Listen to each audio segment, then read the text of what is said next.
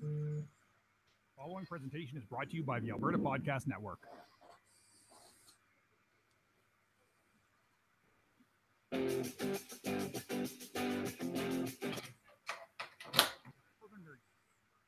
that showcases the geeky, nerdy people, groups, and events in and around the city of Edmonton. Northern Nerdcast is a proud member of the Alberta Podcast Network, powered by ATB. Visit their website at albertapodcastnetwork.com. If you like the show, we invite you to share it on all of your social media platforms and help grow our community of geeky, nerdy people, groups, and events in and around the city of Edmonton. Would you like to be a contributor to the show? For more information, visit our website at northernnerdnetwork.com.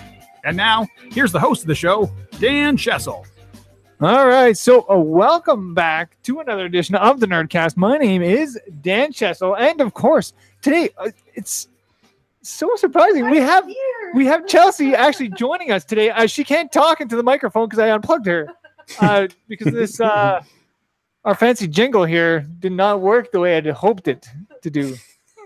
So yeah, I will plug you back in, Chelsea. Okay. Just 2 seconds. Great. Yeah. So welcome back to another edition of the Nerdcast. Like I said, my name is Dan Chelsea. Today on the show we have Shane Maio. Is it Maio? Maio, yeah, you bet. There we go. See? Nice. Yeah. Another last name in the books. Yeah, Right. we're knocking them out of park now. Yeah.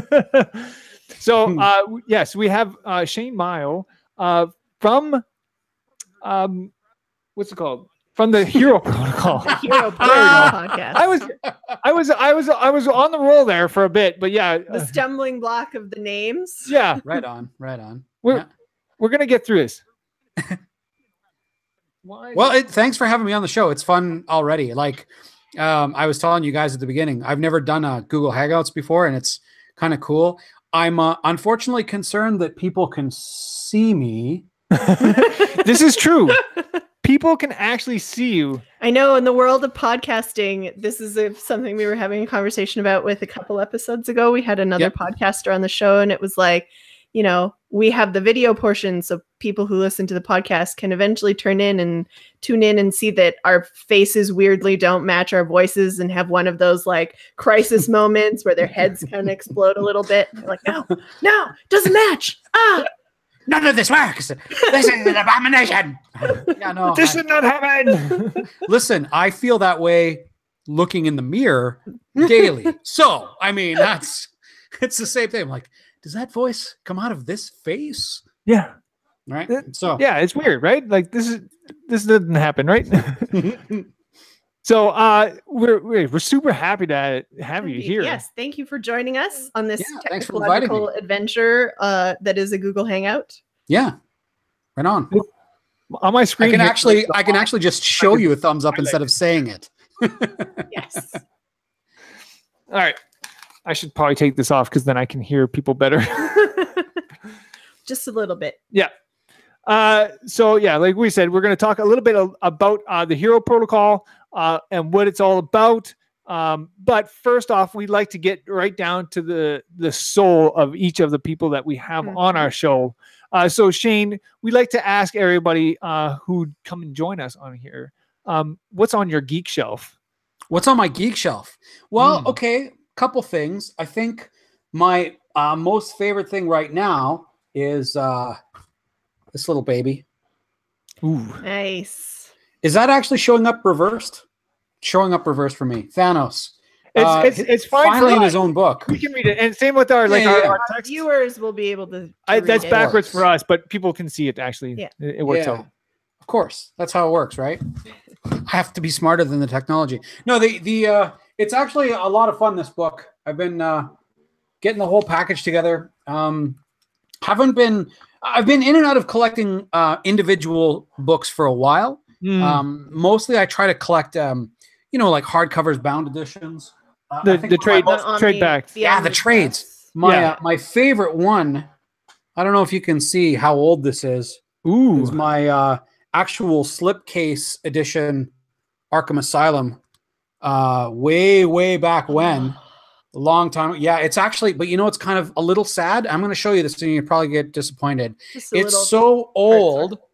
It's so old, and I've read it so many times that the spine is cracked. Oh no! And the can you see that? The Oh. pages are actually separating there. Yeah. So sadly, it's not worth anything to anyone but me. But it that's- is worth a lot to That's me, the right? value So of the things on the geek shelf. In Yeah, the end, right? that's what matters. Like honestly, like when I don't like collect comic books for the fact that they're going to be worth money someday. I collect them because I love the comic book, right? yeah. I need to read 'em. love reading the trade. It's Yeah. that's what it's about, right? It's about Mhm. actually enjoying The stories. the stories that are Agreed. inside of it, right? Yeah, And absolutely. if you don't have a cracked spine inside, You haven't really enjoyed the stories That's to right. the fullest. No, that's true. That's true. Yeah, and those are some of my favorite things right now on the go. Like I've always got several things on the go. Like, I'm reading the latest ROM series from IDW. I haven't picked up the last couple. I think I'm actually probably at this point almost 2 or 3 months behind. But of course, ROM Space Knight came out a long, long time ago, early 80s. I want to say 84, 85. And it was a Marvel run. And what was kind of unique about ROM Space Knight, I don't know if either of you remember that character very much, but back when it was a Marvel run, it was sort of a special agreement between Mattel at the time and Marvel. Write this character. This is what we want. It's exclusively for selling this toy. And then the ROM Space Knight toy was this kind of big, like 16, 18, 20-inch robot that you could buy that would basically go around on wheels, and you could use like a little remote to like have his eyes show up or light up or whatever, and then bring up his lasers and stuff. And it was so effective. I remember harassing everyone that I knew, like, come on, you got to help me buy this thing. It's going to be like, I need this robot. Get me the robot. And it just, luckily I didn't buy it, but the comic was so well done at the time, given its age, that it was pretty much standalone. And there was very, very special issues where there were blended in characters from the X-Men. Yep. Like the X-Men were the first characters that ROM interacted with. And then they had at the end, near the end of the run in the 60s, because it ended at issue 75. So in the 60s, ROM was actually victorious in the war on Earth, and he had to leave Earth. And I want to say that the rest of the Avengers and a lot of the Marvel universe finally came out and got to meet him just as he was kind of saying his farewells. Like, yeah, you're never going to see me again. I got to go chase the dire wraith through all of space. And, in the meantime, Galactus has come out of nowhere and moved his entire planet and solar system. So he doesn't even know where his home is now, 200 plus years later. It was really, really fun. And what's interesting about the IDW run is that IDW has G.I. Joe and Transformers.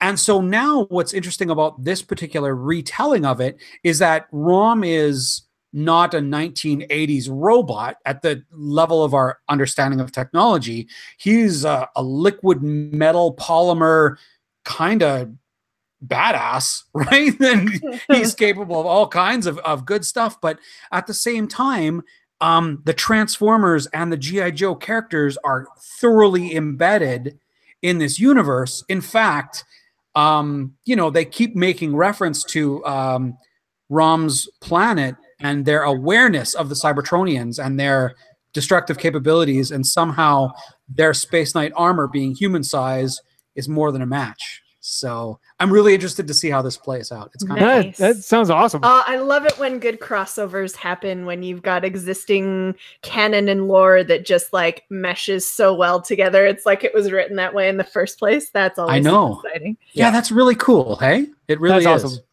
All right. Yeah. So Chelsea, I'm so excited you're here. I know, sitting right next to you. So I'm gonna have to ask you, how was your week? My week has I know you been got some pretty exciting pretty news right good. now. Yeah, it's been pretty great. My week has brought me here. So yeah, I'm just gonna give a little shout out to the reason that I'm here. So a good friend of mine that I've known for years since I was in university, Randy Brzezowski. He is really involved in the arts in Edmonton, does Walter Dale shows all the time, really creative guy. A couple years ago, when TELUS first announced its Story Hive initiative, looking to get new original content made, Randy came up with the idea. And so they created sort of like a teaser pitch kind of episode called Recruiting Hell to submit to Story Hive, and submitted that. And they got Story Hive funding to create a bigger web series called Necessary Evil. So another good friend of the show, Janine Waddell, who teaches lightsaber that you guys know very well. Yeah. Janine posted a few weeks ago on Facebook that she was going to be stunt coordinating for Necessary Evil, and was looking for an assistant stunt coordinator. And so I messaged her to get a little more details, and through the jigs and the reels, I got the gig. And so now I'm out here helping Janine and Randy with some stunts for Necessary Evil. So lots of fun. It's awesome. Yeah. Nice. Awesome. Well, I'm so excited that you're here. For myself, anyways, I managed to get myself down to the board game store this week. Nice. I managed to pick up a few games. One, and I'll bring it out. Heft this thing up onto my lap. Please don't throw your back out. I really picking do this have thing to up. heft it, because this box Look at the size of that box. That's is bananas. gigantic. Look at how big this thing is. Like It's like as big as my torso. Like, look at it's like, yeah. That seems like you should almost be opening that up and be finding an Xbox or something like that in size. That's a huge and it's box. like, oh yeah, It is super heavy. like So- free weights. I'm just gonna prep this guy for a So little the bit. people that are at home that are listening to this episode, Chelsea is holding a giant box of a board game called Gloomhaven. And the artwork is gorgeous. I can't, I lifted up the lid to take a peek inside, and I only got a brief glance, but what I saw made me really excited. Ice elementals and plant elementals and stickers till the cows come home. And I think you're going to say essentially- sticker elementals. Yeah. Those go right essentially it's a- beside the plant and wood elementals. We have some sticker elementals too. I stick this to your head. Essentially, it's an RPG in a box. So there's no GM for this thing. It all is run within the box itself. So it's a really awesome game. My brother and a friend of ours, we decided to all kind of go in on it together. And so we all picked our characters so far, and we're just going to get ready to play here. So I haven't played any of it yet, but I'm super excited to actually get a chance to play. We did have them over, and so we did get to play this game, which is called Scythe, or Scythe, which is an alternate version of 1920s Europa.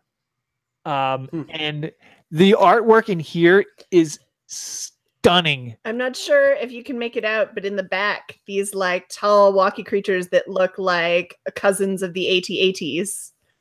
Yes, there's a bunch of mechs in this roaming game. through the fields. Yeah, so there's a lot of farmers in this game. So So you're farming for the Empire. Yeah, essentially. Very interesting. The point of the game is that it's a sort of an engine building game. So you're trying to, the more you do, the more produce, more stuff you produce, the better you become, stronger you become. So it's sort of like resource gathering or whatever? Yeah, you gather resources, and then you use those resources to power your machines. Sure. It's an amazing game. We played it once, and I am absolutely in love with this thing. It is so good. I also started painting some of the miniatures that are in this game. And I'm super excited because he painted his first one and it turned out great. Nice. Do you want me to pull it? Yeah, pull it out of there. Yeah. So I've never painted anything in any of these miniatures. I've tried to. I thought about doing it, I have a whole bunch of games with miniatures in it, but I've always been scared about painting miniatures. I'm like, yeah, I'm gonna mess it up. I'm gonna wreck it or something, right? Right. Because they're all probably quite tiny. I'm guessing they're really small. Right? Are they all like plastic or pewter? Or man, these things are tiny. So here's this is the one that I did. I can get it nice and close to the. That's cool looking. Yeah, it's like a Scottish Highland lass with a pet bear that is a field medic. Come on now.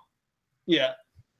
So the Scottish lass is the field medic, or the bear is the field medic? I think the bear is. I would like to think that the bear is the medic. He's carrying the medical pouch. Yeah. And the Scottish lass is like his armed escort, so that he doesn't get gunned down helping people in the middle of the field. You know. Right. So the bear is just like, all right, wee Molly, you go over there and heal that guy. Yeah, exactly. Just like that. Meanwhile, she's shooting rounds at the other people. This is an interesting sounding game. It's beautiful. It's like all the artwork, like all the cards, everything in there is like a cut above everything else. I'm pretty sure it won like some major awards for its artwork in this game. It is a beautifully stunning game. Cool. And it's a ton of fun. I'm very excited and very happy with the game itself. And these you got these just recently? Yes, I just bought them this week. That's cool. I went out and bought. I picked this one up. I got to play it. We picked up Gloomhaven. We also picked up one other one. Once Chelsea's all done packing everything back into the box there. Right. I don't know if I packed it up right. Whatever. It's all fine. There we go. Want to pull out the last one there? Oh yes. And the last one I have here is this one was more for the kids, but this one is called Flick 'em Up Dead of Winter. Now, Dead of Winter is an actual like another kind of board game, which I would not play with my kids at all. Do not play Dead of Winter with your kids. Play it with other adults. It's a lot of fun. Yes. Right. It's kind of like Cards Against Humanity in a way, like fully adult. Yeah. It's very much adult themed. Okay. But Flick 'em Up Dead of Winter, very much different. It's a dexterity game where you're flicking like little pucks and stuff like that to move your character around, and you use little flicking discs to shoot zombies. And it's really cute looking. The artwork is very good. The only thing I didn't like is I had to sticker everything. And oh my goodness, that's where those sticker elementals came from. Yeah. A lot of sticker elementals in this game, I can tell you that. And it's an English and French version. So if I have any French friends, they can definitely play borrow it. Yeah. Right on. So yeah, that was my week. I just a ton of board games. Nice. Yeah, I'm super excited about it. Yeah, that's awesome. That, and I did manage to play some more video games, but yeah, whatever. They're all old games now. You got in a little bit of a break from work? I did. Nice. That was the thing. Like this week was a little bit on the cold side, and we had some weird, crazy weather this past week. So I work outside, and so I managed to get a few days off from work because of extreme weather. Because of the crazy weather. So I managed to spend some time with the kids. I took Mal to swimming. That's what you were saying, at the water park. I did go to the water park the week before, but yeah, I got to take them to the swimming. So yeah, it was fun. It was awesome. Good times. Nice. Yeah.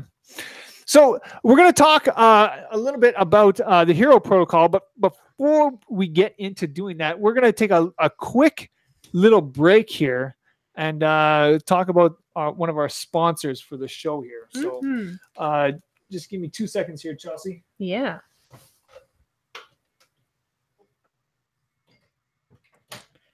So high tech here. Woohoo! We got to make sure that we have our fancy jingle music set up for the ad. I was starting to get concerned there. I'm like, do I need to sing and dance? Possibly. Did we forget to mention that? Yeah. Also, you don't want to see that. It's horrible. Horrible.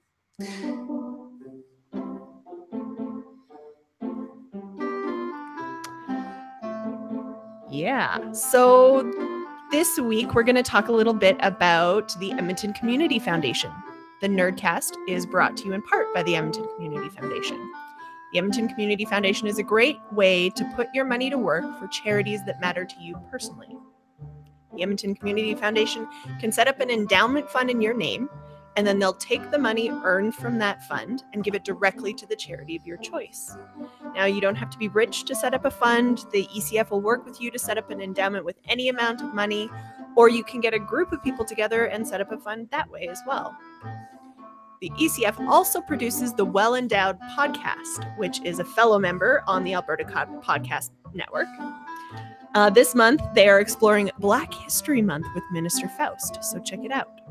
To learn more about the Edmonton Community Foundation, check out their website, ecfoundation.org, or to listen to the Well Endowed podcast, head on over to the wellendowedpodcast.com or find it on your podcast player of choice.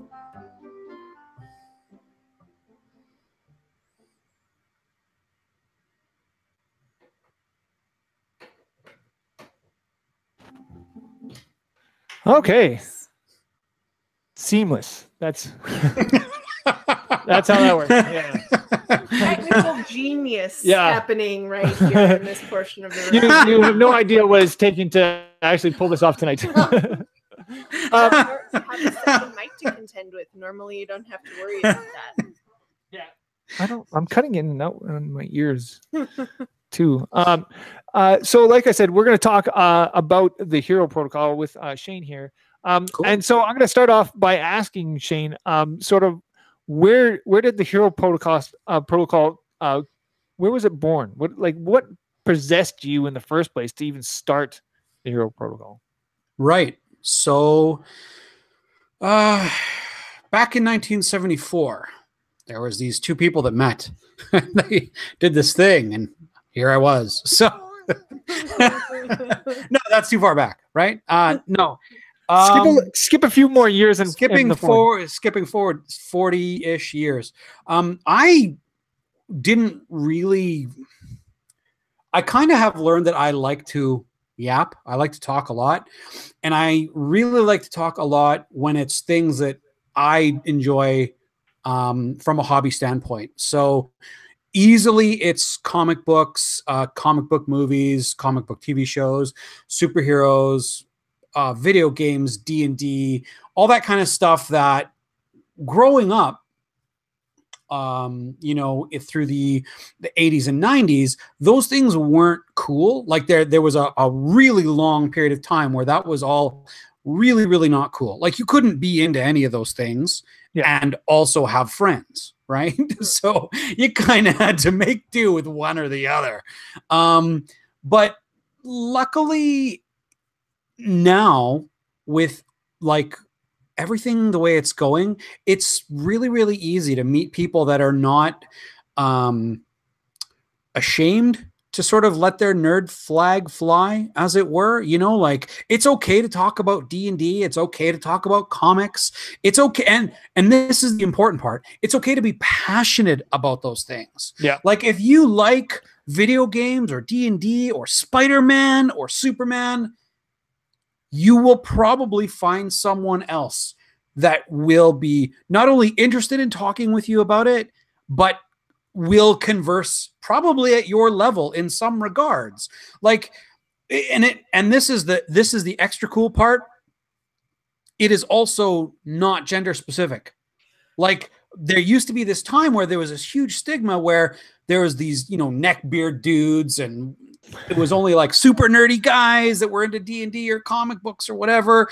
And now it's no. There's people, all ages, all genders, all, religious backgrounds. It doesn't even matter. Like Spider-Man is for everyone, and therefore everyone can contribute to the sort of the I don't know, the communal well-being of this fictional character that's really a fun thing for everyone.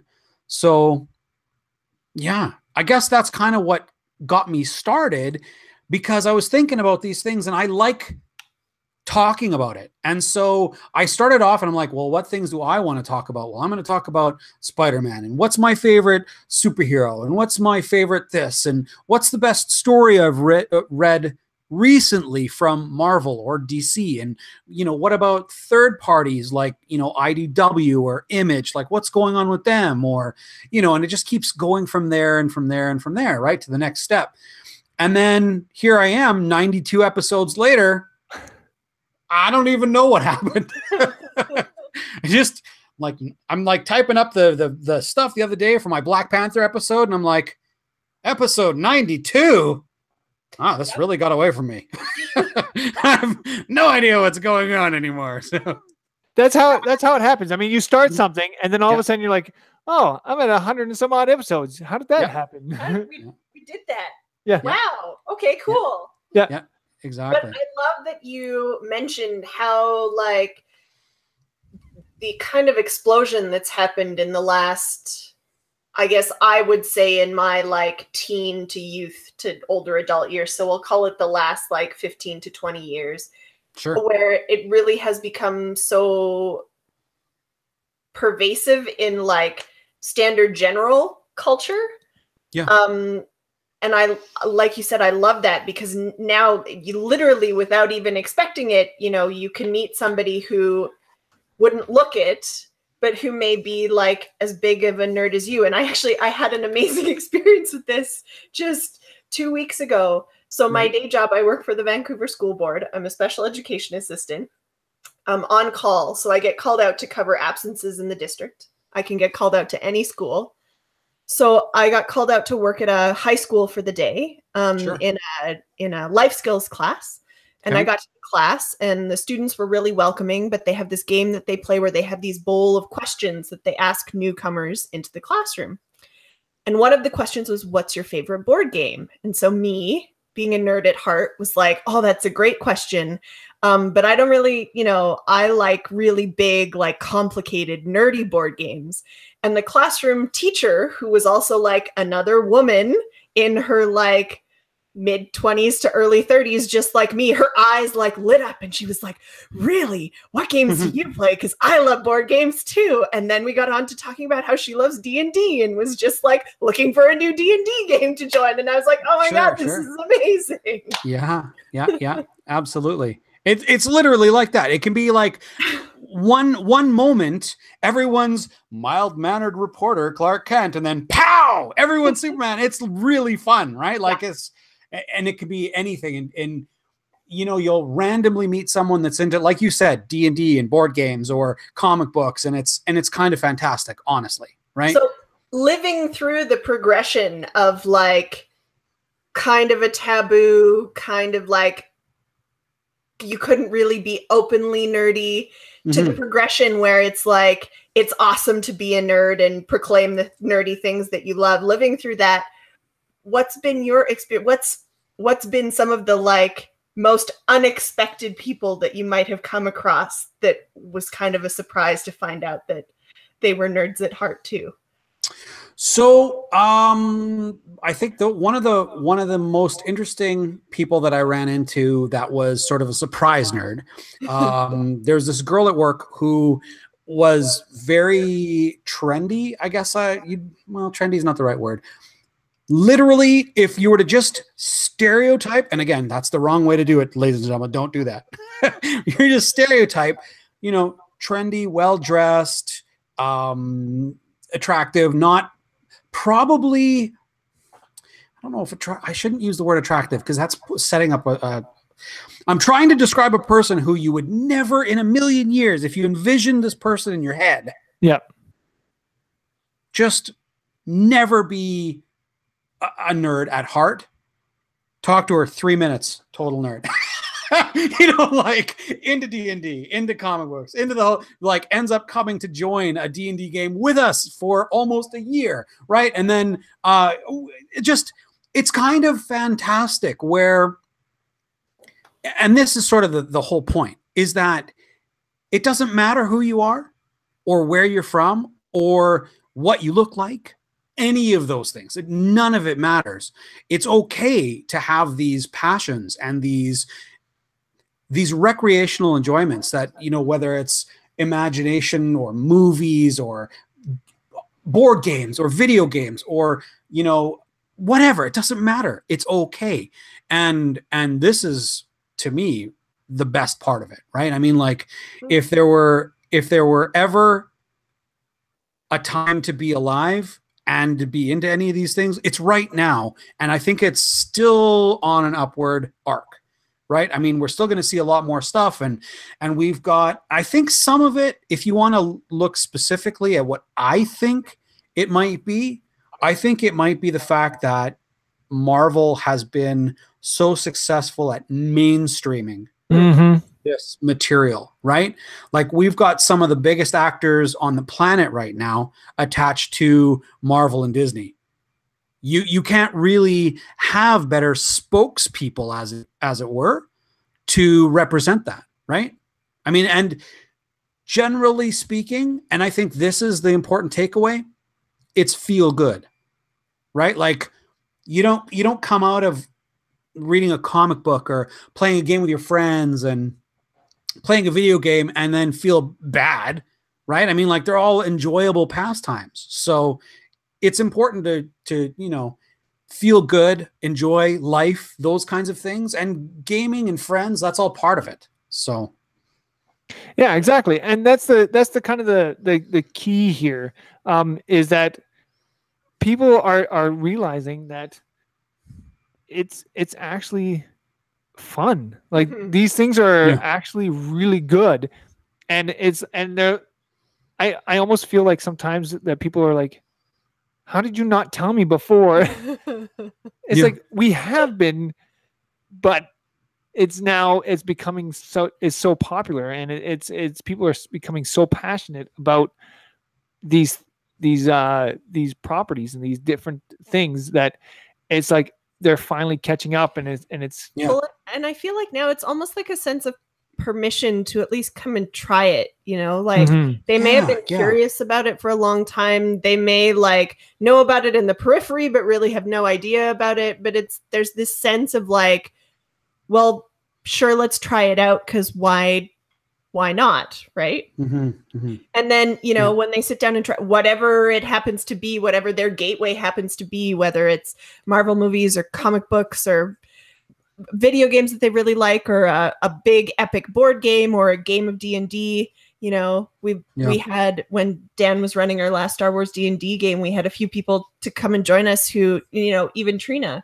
who had never played before and sat down and got like super into it, you know, when they got to take ownership of a character and like see the story progress. And I think that's the big takeaway from this, is that I know that let's say RPGs or D&Ds, those were the sort of the last thing that people are coming into right now, and I'm seeing that even now becoming a popular thing, like that a lot more people are getting into playing RPGs, playing tabletop games, and it's awesome. Like, I'm super excited to see that now more, and I encourage everybody out there, if you're out there, to try one, because they are a lot of fun, and you get to make your own stories. You're right. It doesn't have to be D&D either. Like you said, it could be Star Wars. It could be, I think there's a World of Warcraft RPG as well. There's probably I know there was like a superhero one. There's Champions. There's Marvel. There's DC. Like there's one play independent guys that are just really cool stories. Even the system that I can't remember what it's called now. I know what it is, but it's a Star Wars system that they've adapted for pretty much anything. You can use it in any kind of setting. Is it D20 Modern? Is that what you're thinking of? No. So it is. I'm trying to look it up here, and I'll find it here in a second.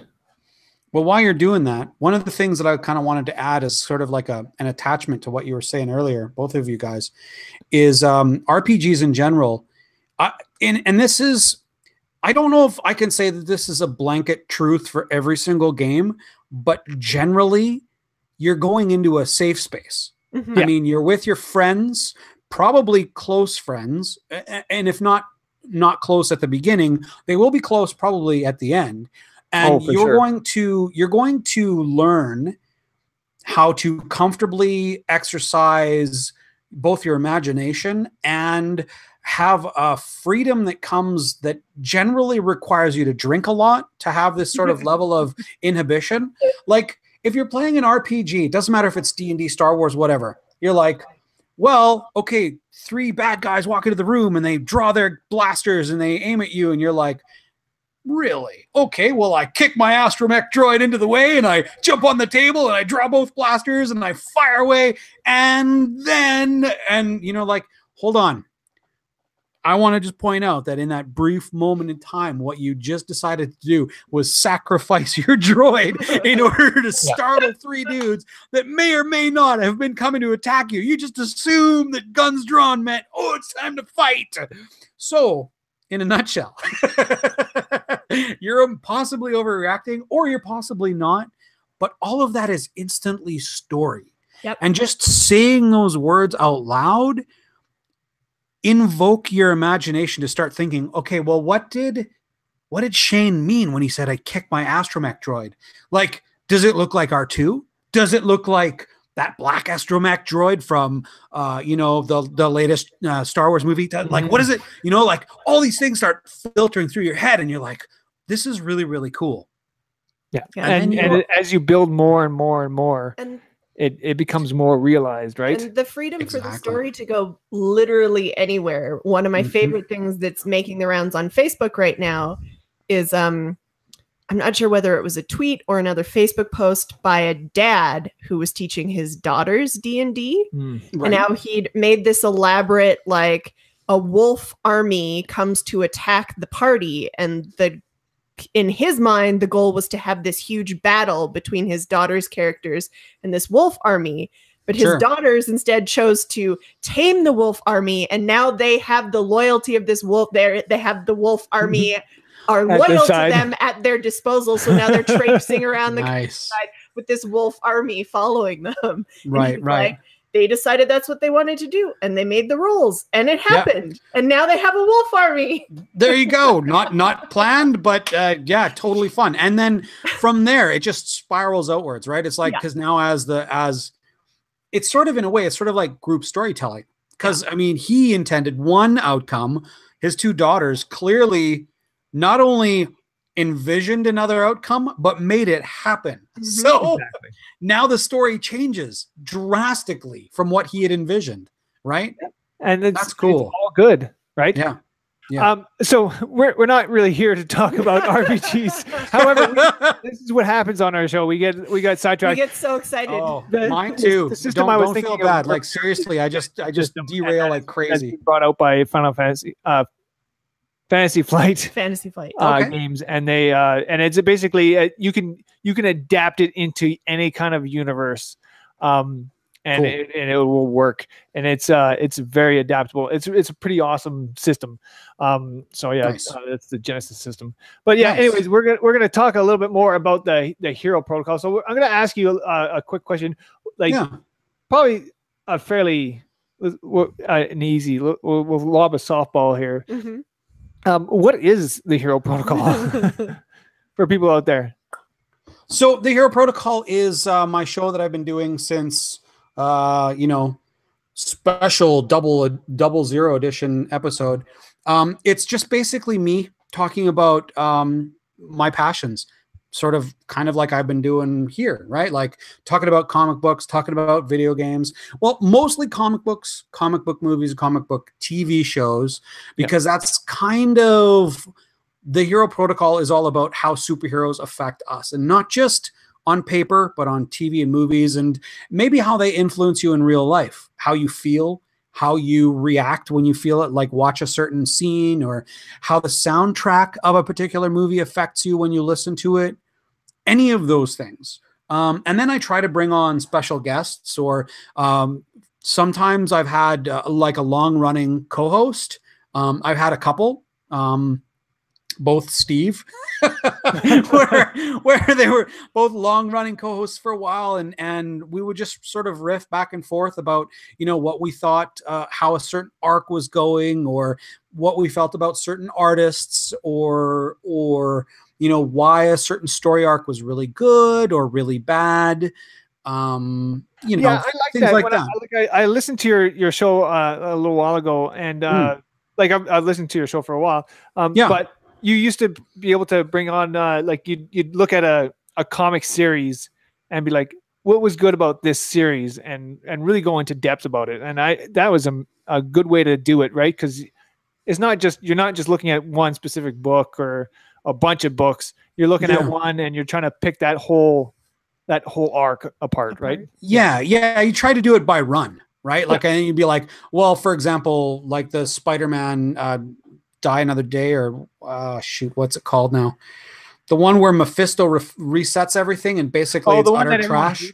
That's the one. I hated that one. Sorry, but I do have that whole arc in my box right there.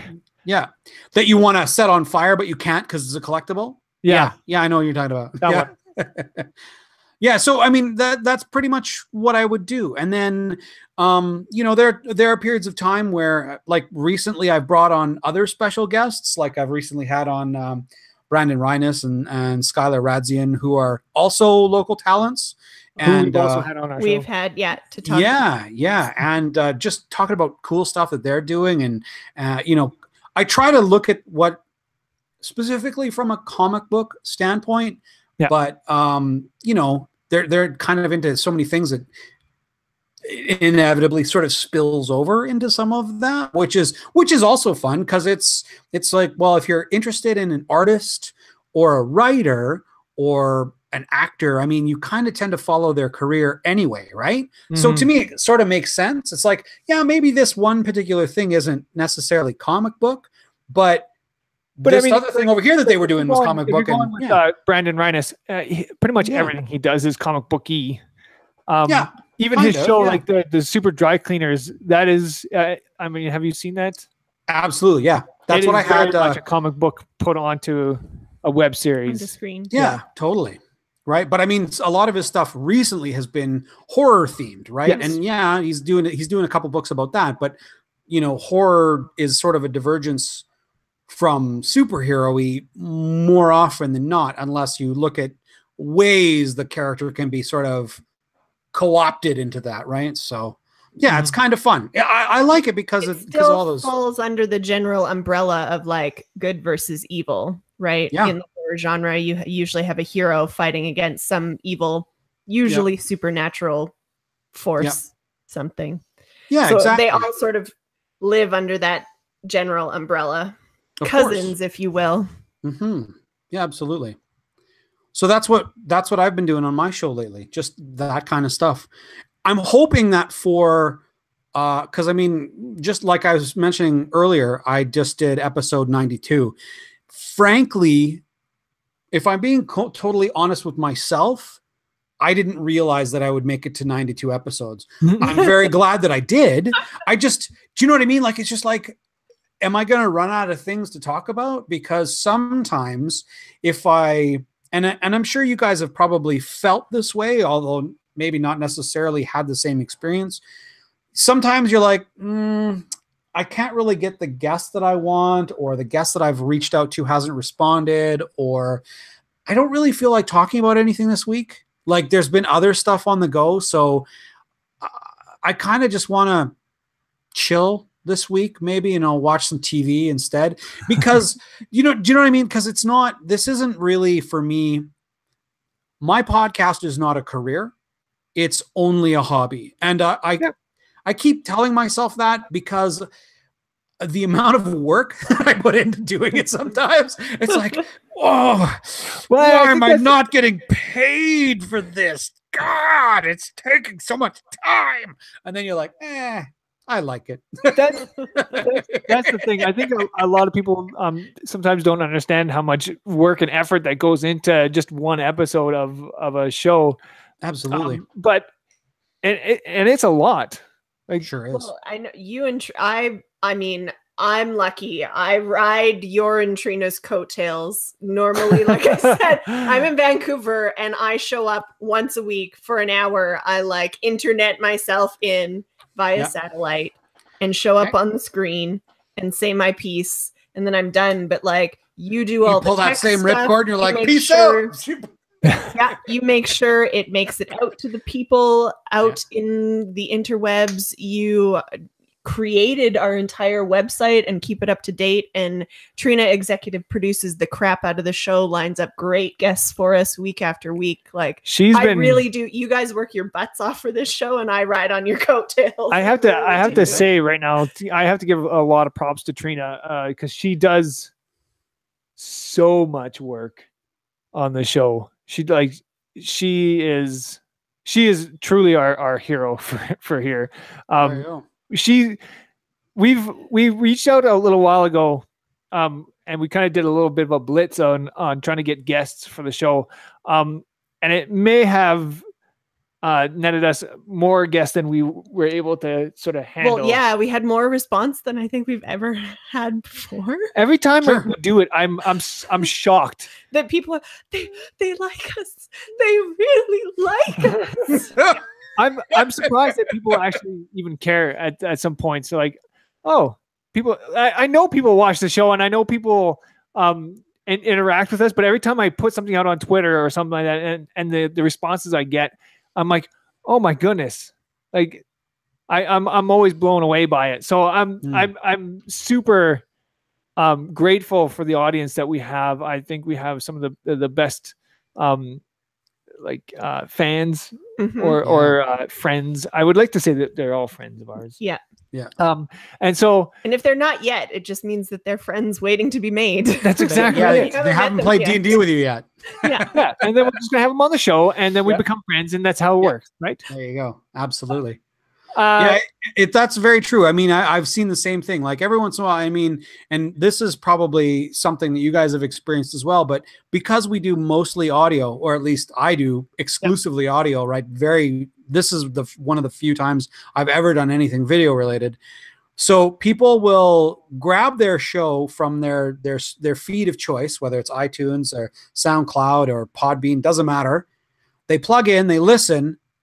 That's it. And you've already moved on because the show is time delayed. It's never live usually, right? I mean, they're downloading your audio an hour, sometimes an hour and a half after you've hit the, mix button on your laptop 7 times and possibly masked your face into the keyboard to get it to work. But do you know what I mean? Like, and then they're just off usually onto whatever they've subscribed to next, because they usually have a couple queued up. But every once in a while, this glimmering nugget will show up on like a comment or whatever, and be like, man, it is really awesome. Like, not only are you guys fans, but you are engaged. Like the fact that you countered, like I every once in a while I'll get these really long posts on my Facebook page, and they'll be like, way through it and are engaging with this like active commentary back, and it's like, whoa. Absolutely. And even if it's just like, man, everything you said, I wanted to jump in and add this or say this, or sometimes it's like, I didn't agree with you at all. Not necessarily in a negative way, just like, no, I don't think you and I are on the same page in that regard. I think it's blah, blah, blah, blah, blah, right? Yeah. And meanwhile, the fact is that you don't get that unless you have engagement. Mm-hmm. Unless you have people that want, and this is why you're exactly right on the money, super fans that want to listen to you, and they hit subscribe and they download and they, share and do whatever else to, promote your show sometimes. But just the fact that they're listening and they're engaged that's all you can ask for. Yeah. Right? Yeah. Well, we always like to, and I'm going to do it now. We have one particular fan, Aaron, who tunes in live to watch us every single week without. Is that him in the chat? That's him. That's him. Hi, Aaron. Yeah. So whenever possible, we always like to say hi, Aaron. Hi, Aaron. Thank you for watching. Because, even if it's just Aaron, we love doing the show for you, Aaron. I mean, at the end of the day, and that's what's important is that honorable mention. At the end of the day, that's what it is. Like, I know how much work that can go into a podcast, that can go into doing something that you love. But if you don't love doing it, what's the point? And I know for me, the reason why I did it, or I started the Northern Nerdcast or the Northern Nerd Network, was because I wanted to talk about nerdy stuff, and I wanted to talk about geeky things that were happening in and around the city, because it was interesting to me that Edmonton is actually a nerdy place to be. It's great to be a geek out here, and it's great to be passionate about things, and there's so much happening in the city, and I was always like, man, if I could find a place that would share that passion with me, that would be awesome. And so the Northern Nerdcast was born out of that. I mean, the Northern Nerd Network was born out of that. That whole thought that, there's a place for me to know about all the stuff that's happening in Edmonton and all of the different people who are around this area. And we can get together and we can talk about nerdy things, and we can talk about geeky things. We can talk about the various projects and the various things that people are interested in, and they're doing here in the city of Edmonton. And that was the kicker, right? Yep. And so, I mean, I know I just went on a whole big giant rant there, but no, it's fine. It's exciting to see other people out there like yourself doing that very thing, finding that thing that they're passionate about, and that they're willing to put themselves out there and actually just start talking about it, right? And it's great to listen to that, right? If you're interested in comics, I would highly suggest checking out your podcast, because that's a good place to at least listen to that, right? And you can hear the passion from that, right? So yeah, absolutely. So thanks for that. I'm curious, in your run of 92 episodes, are there any that stand out that you finished recording and you were like, man, that was awesome? Or do you have any new stuff coming up on the horizon where you're like the kid before Christmas, like, oh my God, I can't wait to do this one. It's going to be so great. Frothing at the mouth like a rabid dog. Absolutely. Yeah. So as a matter of fact, it's funny that you asked that question, because I was thinking about that. There was something I was looking online. It's like, I think the question was, if there was one podcast that you did recently that would be like, oh, this is sort of like the bar that you would like to achieve every time. As a matter of fact, I want to say it's episode 89. Give me 2 seconds. I'm just going to double check. Yeah, of course. It's the last one that I had my buddy Steve come on the show, and we talked about The Last Jedi. So that was episode 89. Yeah. So me and Steve, also known as Zen_Ronin, we quite literally did. And have you guys seen The Last Jedi? Yes. Okay, so I'm not going to spoil anything for you, right? Okay, and if you haven't seen it by yet, heads up, spoilers this way. We're into spoilers. Yeah. So it's 2 hours and I think the full runtime is 2 hours and 40 minutes. Yeah. Yeah, it's really long. My podcast with Steve and I was almost 2 hours and 40 minutes as well, because we literally could not miss. Like, we were scene to scene to scene to scene, going through every single thing. And just every little aspect, we were so enthralled with everything that they did perfectly correctly in terms of the scoring, the audio. Now, not every story nugget was perfect. Like, there's a lot of people that have said there's, we don't like this thing. Luke would never do that, blah, blah, blah, yakety schmackety, doesn't matter. The movie that we got to see, the real movie, not some imaginary thing that someone wanted to see, was amazing. And I remember very specifically when we got to the point where we were talking about that moment in the theater where Admiral Holdo turns the last rebellion starship towards the Empire. and slams the ship into hyperspace with every computer blaring at her that it is not a good idea. Yep. And they cut the audio. There was no sound, which was hauntingly beautiful because you couldn't create a sound effect that would properly represent what you were seeing.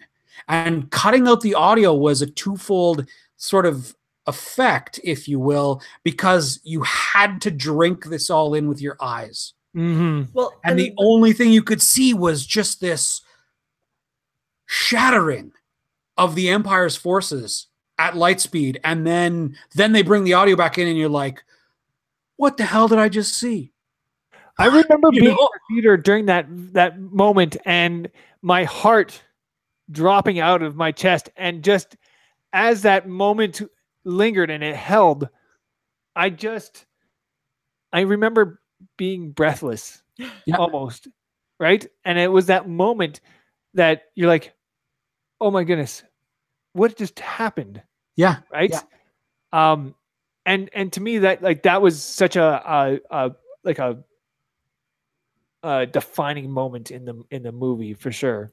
Sure. Well, I liked it because it was such a smart choice. Like visually, these new series of movies have been really good at like the DOPs that they've had on board have been amazing at visually getting a great throwback to the original 3 movies, right? The huge panoramic vistas to show the size and scope of all of the Empire ships and how big and vast space is, right? To give you the grand scale of this epic story, right? Yeah. And so I loved the choice that the only way to see the like scale of this impact was to zoom back and to show you it happening on this wide angle scale, viewing it from space. And of course, if you're seeing it from space, because space is a vacuum, there won't be any sound. Exactly. You'll just have to watch it happen. Yeah. Yeah. Yeah. I mean, it's beautiful. I remember there was some warnings out there because we saw it like the on the preview night, so there was no warning for us. But I know that there were some theaters out there that were saying, "Hey, just so that you're not getting a refund, dummies." There's a part during the movie where the audio cuts out. It's supposed to be there. Yeah, literally that. But I mean that the entire point of that, and you see this moment that we're sharing now, the 3 of us. That's literally how my show went when I was talking with Steve, because, and you felt it just now. I'm almost sure of it because each of you, I could watch your reactions. You could feel, I remember how I felt, and just talking about it invokes that feeling again. Like everything about Admiral Holdo's sacrifice and the silence and the visual and you're thinking about it. That entire episode for me was that. So I would love to hit that bar every time. But the problem is not every story invokes that level of wonder and wonder, emotional attachment. I mean, there are a couple really old movies that do that. And I also made a similar, when I was also talking with Zen Ronan about this, scoring is really, really important. And there seems to be, for me, a connection between John Williams and emotional triggers. So when you hear the Force theme come on, there's this moment where you're like, you kind of feel it in your chest and you think about it. It's like, and you got to swallow and you're like, what's going to happen? Or Princess Leia's theme, or now Rey's theme, right? Yeah. And even if we're not talking Star Wars, Indiana Jones, right? I mean, as soon as you hear that theme, right, Nazis are getting punched in the face and there's going to be something happening, right? Right. And then there's also going to be, some really neat discovery and like, oh, snakes. Why did it have to be snakes? Why did it have to be right. And then there's going to be those kinds of things. Or even going further back than that. Do you guys remember the original Superman movie with Chris Reeve? Yeah. Okay. That's 1976, I think that movie is, or 78 maybe. That's how far back that goes. Yeah, it goes by. Yeah. But that scene, and I actually not that long ago had to tweet it out. So if you go back to my @Shane Maio feed, you'll probably see a link there. But there's a moment where it's one of the first times that he reveals himself to the world as Superman publicly. And it's the scene where Lois is hanging precariously from the chopper, and she's going to fall to her death if he doesn't intervene. And he is down on the ground, and he first reveals himself, and the John Williams score kicks in, and literally that, right? And when you hear the whole thing, and he catches the helicopter, like you almost can't make it through that scene without catching your breath in your throat, right? It's got to be that kind of thing where, yeah. See, Aaron knows what I'm talking about. The chopper scene with Big Love. It's literally, it's those moments that we're now getting to share, not privately in our own little nerd way. It's now we get to share them in this huge group. We can go out twice a year and see something fantastical in a movie theater, whether it's Iron Man or Hulk or Thor or, you know, Superman, Batman, and Wonder Woman, or, you know, The Flash. It doesn't matter. All these things are wonderful, and we're seeing them all the time. Dinosaurs. We're talking about iconic theme music. We can't forget Jurassic Park. Jurassic Park, absolutely, right? All right, so those poor islands. We have to break this up a little bit. Sorry, but I mean, I could seriously sit here all night. We could, right? But where can people find the Hero Protocol? Where can they find you on the web? Sure. Well, the easiest thing to do is just go to the website, www.theheroprotocol.com. Everything is there. I've got Facebook, Instagram, Twitter, some other stuff, yakety schmackety, I don't know. But all those are the main ones. You can grab links to your favorite streaming service, whether it's iTunes or Podbean or whatever. You can even find my show on Overcast. I imagine there's a bunch of other aggregate spiders that pull it down. So if it's not there, you know, you'll find it eventually. But I'd say the main ones are go to my website first, theheroprotocol.com. Every one of my shows, I include show notes for whether it's me or my guests. So if I have like a special guest on, their Twitter and their Facebook and everything goes there. So that's the easiest thing. Awesome. Well, we're going to take another quick little break here. And we're going to talk a little bit about one of our other sponsors. And then we're going to come back and we're going to talk about some of the upcoming events that are happening in and around the city. So hang tight as I switch things over seamlessly into our nice little ad break. Are we supposed to be frozen during that part? No, we can dance along. It's a catchy jingle.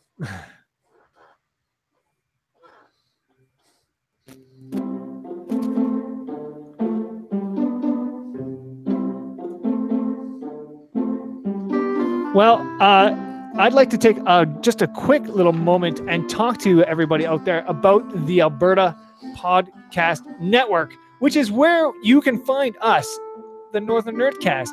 And not only that, you'll find just a giant list of amazing Alberta-made podcasts. And right now, the Alberta Podcast Network has added 2 more podcasts to the group. We got the Young Gaffers, and that is an irreverent look at the beautiful game, hosted weekly by 2 huge soccer fans, Adam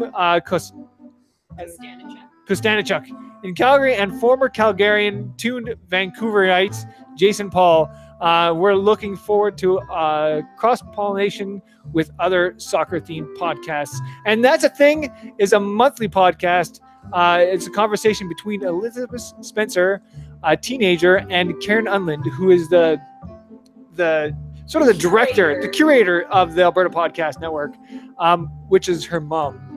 And each episode is focused on something that's going on in media that people pay attention to, but tends to fly under the radar for the olds. And it usually And it usually is one of those things where it's like, oh, that's a thing, right? Like the Tide Pod challenge or something like that. How is that actually a thing? Yeah, that's a thing. Oh my gosh. And so that's the 2 new podcasts that have been added to the podcast network. So go and check those out, along with all the other amazing Alberta-made podcasts. My apologies. I think even I botched that last name. So sorry about that.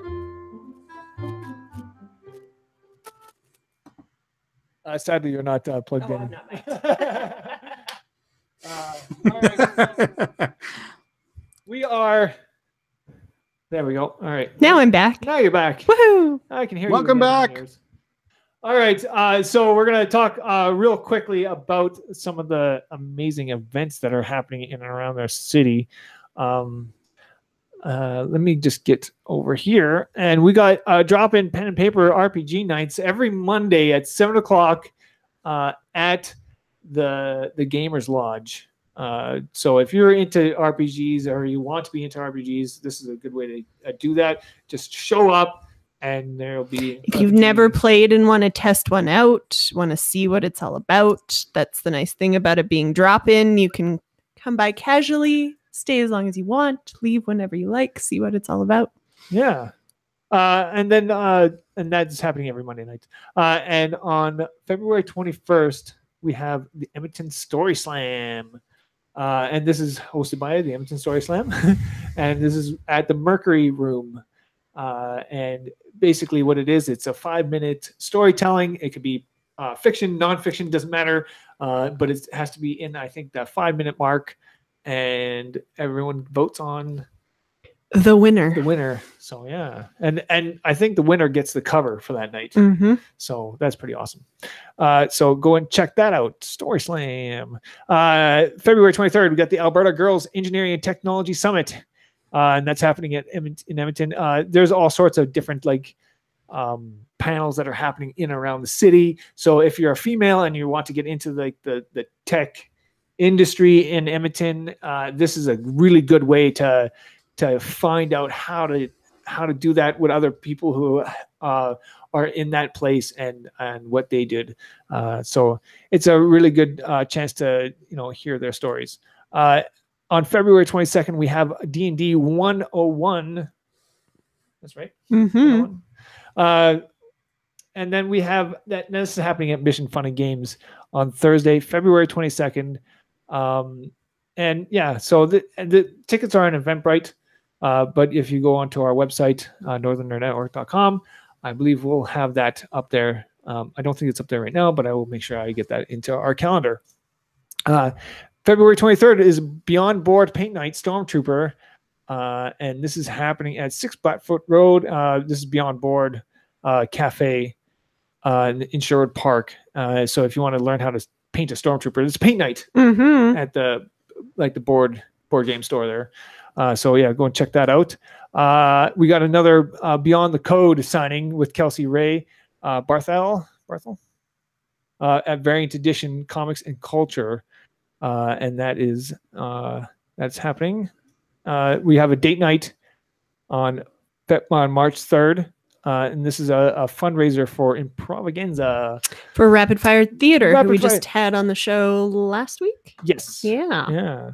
So go and check that out. It should be a lot of fun. This is happening at the Citadel Theater, and tickets are also on Eventbrite. Moving along to March 1st, we have an Adults Night Popology?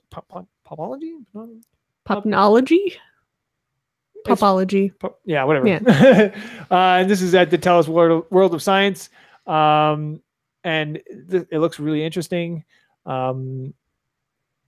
It's study every gigawatt.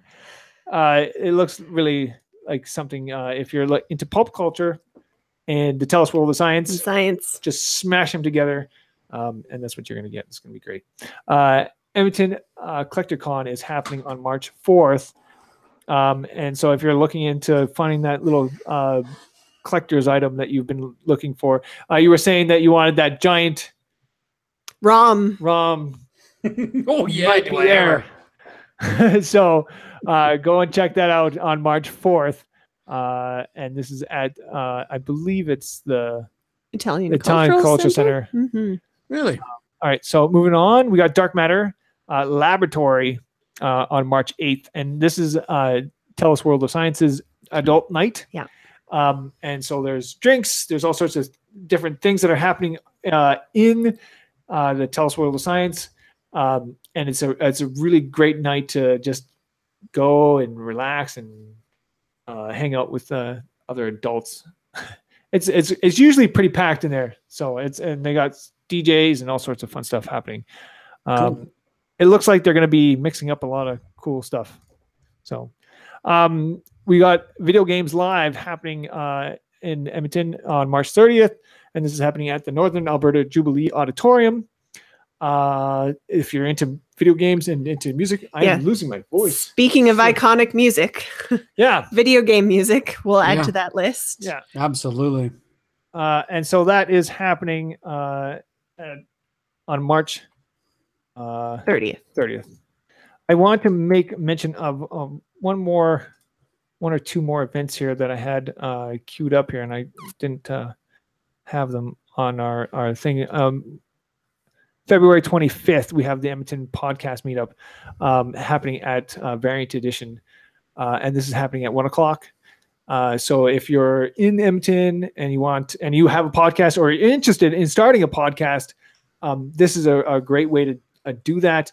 You'll meet all the fellow podcasters from Edmonton and the area, and it's a great time. I love going there. So that's that. And I had one more that I want to make a quick mention, and that is IntrigueCon. Registration is open for that, so go just look up intriguecon.com or org.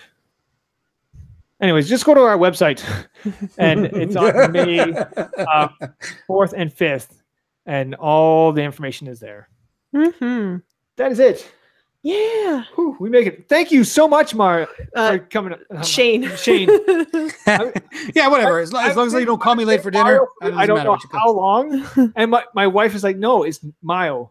And I'm like, oh, I've been reading it. You read Mario? I've been reading Mario. Yeah. So thank you, Shane, for coming on the show. It's been great. I love having people who are super passionate joining us. It just makes our job so much easier. And it's great to just sit here and just have a nice, awesome chat with you. Yeah. Yeah. Thank you. Listen, Dan, Chelsea, thanks so much for having me on the show. It was nice to meet both of you. Yeah. Yeah. So once again, where can people find you on the web? The best place, go to www.theheroprotocol.com. You'll find my Twitter, my Facebook, my Instagram, probably some other stuff too. Mostly links within the show, downloadables for, where to subscribe, where to share. I even have a Patreon too, which is kind of cool. So that way, my 2010 MacBook is not the only piece of technology keeping the show running. So, well, I mean, it kind of is, but hopefully not forever. So, but that's the site. www.theheroprotocol.com. Check it out. Awesome. Well, thank you so much for joining us. That's it for us. I want to thank everybody out there for watching and or listening to this edition of the Nerdcast, and I'll see you guys on the next one. Bye.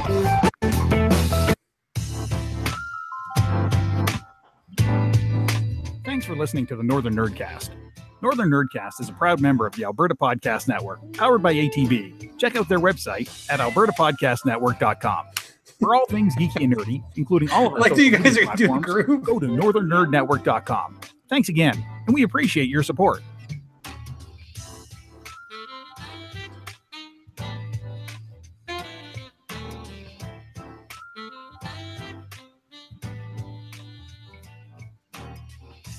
Once again, the things that people miss when they don't tune in, right? They don't see the awesome dance moves. Yeah. Right?